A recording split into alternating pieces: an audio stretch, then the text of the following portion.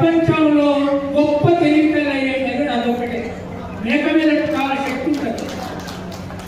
అంటే మందులు మంగళూరు సాగలోళ్ళు కనిపెట్టింది, బట్టలు సాగలోళ్ళు కనిపెట్టింది, బట్ట నేత వీరు పద్మశాలి కనిపెట్టింది.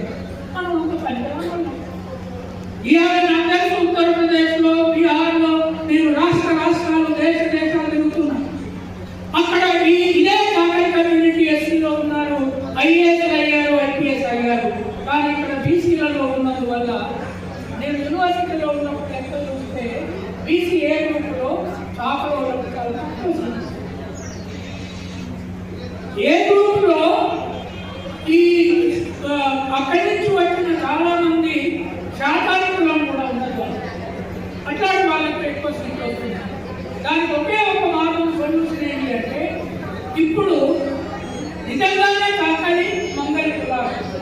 ఎందుకంటే నేను చాలాసార్లు పెళ్లికి పోయినప్పుడు అడుగుతా, మనం పెళ్లిని చేసుకుంటాము, మనం మంచి బట్టలు కట్టుకుంటాము, మనం మంచి మాంసం బిర్యానీ తింటాము. అది మనం తినేంత వరకు పెళ్లి చేసుకున్న పిల్లాపిల్లగాన్ని రాసి పసుపు పూసి సబ్బు పెట్టి స్నానం చేసేది ఎవరు? గోళ్ళు తీసేది మంగళాళ్ళు, స్నానం చేయించేది సాగరాళ్ళు. వాళ్ళు అందరూ మిగిలింది తినాలా? ఇక్కడి నుంచి వాళ్ళు ముందు తినాలని చెప్తున్నారు. లేకపోతే ఆ పిల్లపిల్లగాన్ని అడగండి, వాళ్ళే కట్టుకొని వాళ్ళ బట్టలు వాళ్ళే కట్టుకొనివ్వండి. అంటే మీరు మానవులుగా వాళ్ళను నిలబెట్టే పెళ్లిని చేస్తే మీకు గౌరవం లేదు.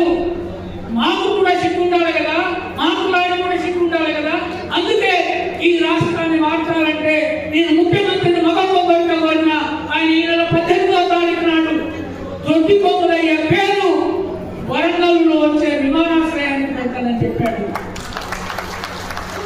ఇక్కడి నుంచి మనం ఏం చేయాలి? సాకలోలము, గొల్లలోలము,